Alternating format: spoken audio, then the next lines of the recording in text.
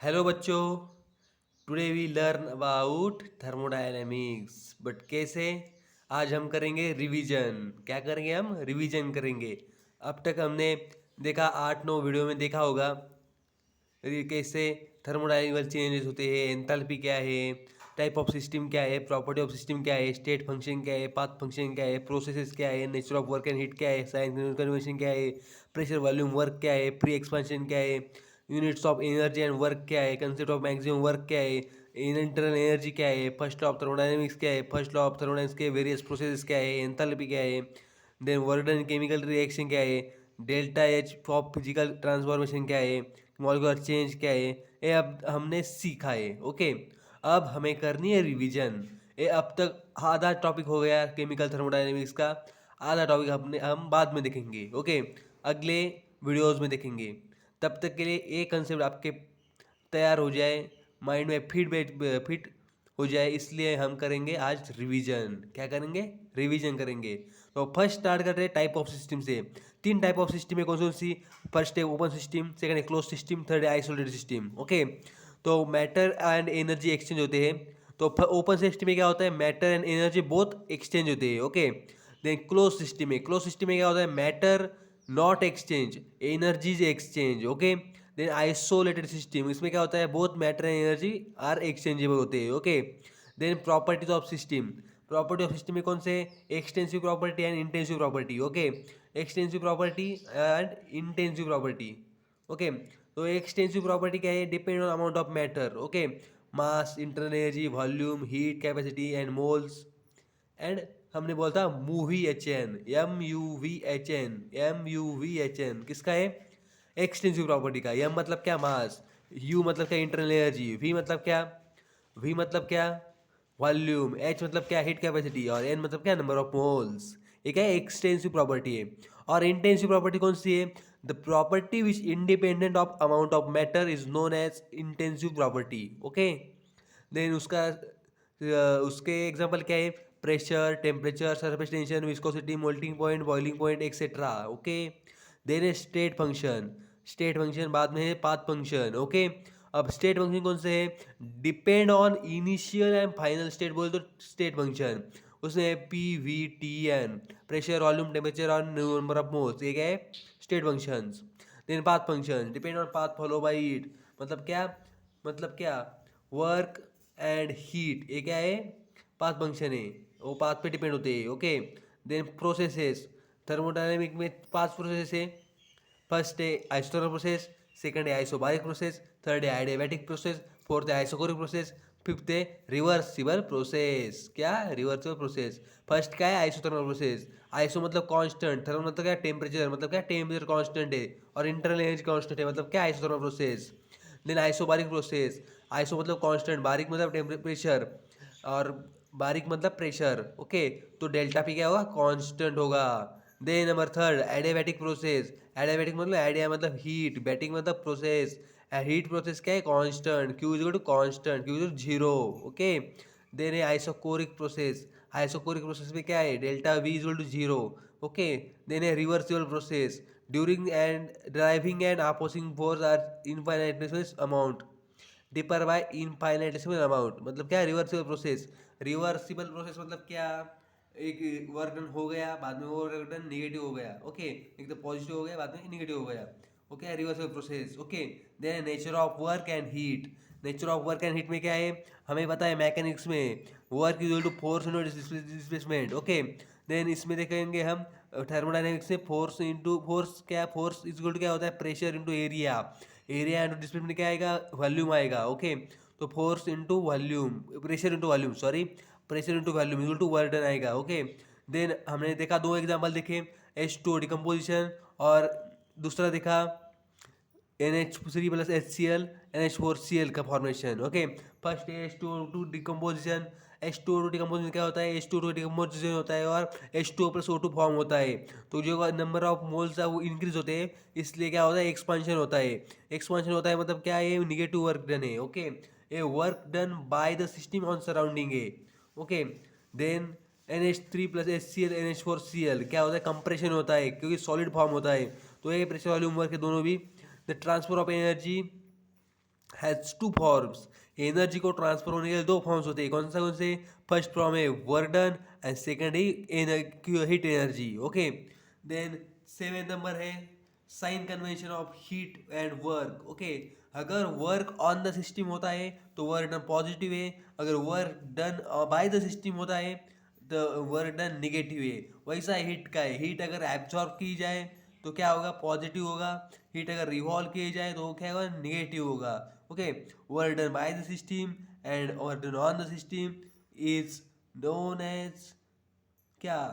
Work done on the system मतलब क्या? Work done on the system मतलब क्या? Compression. Work done by the system मतलब क्या?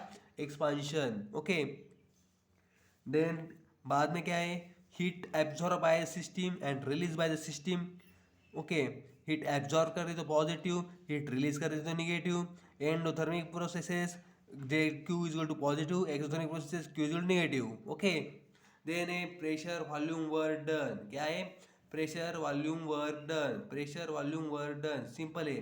डब्ल्यू इज क्या? Minus P external V two minus V one, for this V two minus V one is to positive, W is negative. Okay, जब V two minus V one positive होगा तो W क्या होगा? Negative होगा। Okay, अगर V two minus V one negative है तो W positive होगा, मतलब वर्क डन मैक्सिमम होगा। इसलिए एक्सपांशन में V two minus V one क्या होता है? पॉजिटिव होता है, इसलिए वर्क डन होगा निगेटिव। एंड ए कंप्रेशन में V two minus V one negative होता है तो इस होगा पॉजिटिव। क्यों? एक्सपांशन में V two is greater than V one होता है और कंप्रेशन में V one is greater than V two होता है। ओके, समझ में आया? Then free expansion, free expansion में क्या है? P external is zero takes place in the vacuum, hence W is equal to zero. Okay, then unit of energy and work done. Okay, 1 joule is equal to क्या? 1 kilogram metre square second raise to minus 2 is equal to 1 pascal metre cube. Okay, this is the unit of thermodynamic work done. Okay, then 1 bar is equal to 10 raised to 5 pascal, 1 bar dm cube is equal to 100 joule, then 100 into kilogram meter square second raised to it's known as unit of pressure into dm cube. Okay, then concept of maximum work हमने derivation किया था, derivation करने के बाद हमें formula आया था, formula पे क्या क्या क्या आया था? Minus 2.303 nRT into log to the base 10 v2 by v1। Okay, ये आया था। Okay, then minus 2.303 nRT log to the base 10 p1 upon p2। Okay, ये भी आया था। Okay, then internal energy, internal energy क्या होता है? Delta you. डेल्टा यू क्या होता है? Internal energy U two minus U one. Okay, इसका summation of heat and work done. तो फर्स्ट लॉ ऑफ थर्मोडायनेमिक्स में था, फर्स्ट लॉ ऑफ थर्मोडायनेमिक्स से हमने 3 स्टेटमेंट लिखे थे। कौन से? Energy of the universe remains constant, number second is the internal energy of isolated system is constant, number third देखा था हमने energy neither be created not be destroyed, it can only transfer from one from the other from. Okay, ये हमने सीखा था। ये हो गए 3 स्टेटमेंट। तो बाद में इसका फॉर्मुलेशन है, ये क्या है? Internal energy the summation of heat and work done. Okay, change in internal energy is equal to heat and work done. Okay, then infinite small amount के लिए D U is equal to D Q plus D W. Okay, ये हुआ। बाद में first law of thermodynamics for various processes, अगर first law of thermodynamics for various processes isothermal process के लिए delta U is zero होगा। Okay, then W is क्या होगा? माइनस क्यू होगा। कैसे होगा? देखो हमारा फॉर्मूला क्या है? Delta U is Q plus W. Okay, अगर डेल्टा यू ही जीरो है तो क्या? Q is to minus W होगा। तो adiabatic process, second is adiabatic process, इसमें क्या होगा? Q is equal to zero, Q is equal to zero, delta U is equal to W. Okay, simply बात है। हमारा फॉर्मूला क्या था? हमारा फॉर्मूला था delta U is equal to Q plus W, इसमें क्यू जीरो है तो delta U is equal to W आएगा। Okay, then isochoric process, isochoric process में क्या है? Delta U V is equal to zero, then delta W is equal to zero आएगा। W क्यों zero आएगा? डब्ल्यू पी डेल्टा वी होता है, तो delta U is equal to Q V. Q V मतलब क्या? क्यू वी मतलब heat at constant volume, मतलब Q V. Then isobaric process, isobaric process में देखा delta V is not equal to zero, P is equal to constant is equal to Q P into is equal to delta U plus P external delta V. Okay, ये बाद में Q is not a state function but Q V and Q P are a state function. Okay, ये आ गया एक। Then enthalpy, then enthalpy, enthalpy क्या है? Enthalpy क्या है? एच, एच मतलब क्या? The addition of internal energy and thermodynamical work is known as enthalpy. Okay, हमने एक रिलेशन देखा था delta H is equal to क्या था यू प्लस पी वी, और क्यूपी का रिलेशन भी क्या है Q P is equal to U plus P V. Okay, delta U plus P V, तो क्या आएगा delta is delta E Q पे आया।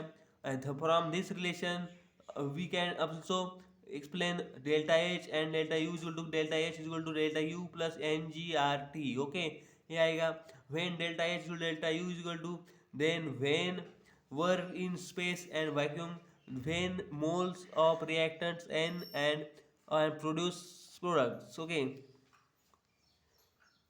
Delta H is equal to delta U कब होगा जब work done takes place in space या vacuum, और सेकंड क्या when number of moles of reactants is equal to number of moles of product. Okay, simple बात है।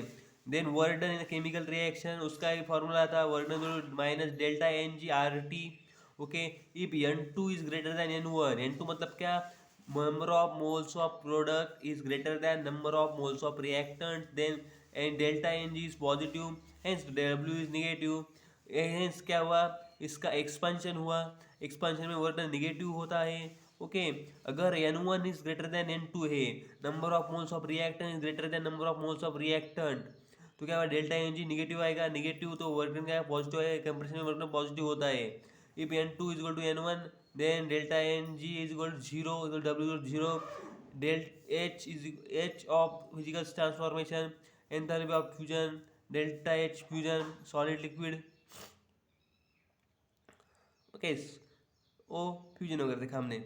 Okay, solid to liquid बोल तो फ्यूजन, लिक्विड टू गैसेस लगे तो vaporisation, and solid to gases लगे तो सब्लिमेशन। ओके, उसके example देखें, उसका फर्स्ट एग्जाम्पल H2O लिया सॉलिड में, उसका कन्वर्जन किया H2O में, लिक्विड में कन्वर्जन, वही कन्वर्जन नहीं हुआ, फिजिकल स्टेट चेंज हो गई। ओके, फिजिकल स्टेट चेंज हो गई, फिजिकल स्टेट चेंज हो गई, तो उसका फ्यूजन एंथैल्पी कितना है plus 6.01 kilojoule per mole. Okay, then है एंथैल्पी ऑफ वेपराइजेशन, लिक्विड का कन्वर्ट हो गया गैसेस में हो गया या वेपर में हो गया, H2O इसका कन्वर्ट हो गया H2O वेपर, तो इसका एंथैल्पी आ गया at 100 degree Celsius, water boil होता है 100 डिग्री सेल्सियस, तो कन्वर्जन होता है गैस स्टेट में डायरेक्ट लिक्विड का, तो वहाँ पे 40 किलोजूल पर मोल है डेल्टा एच वेपराइजेशन। अगर हमने यही प्रोसेस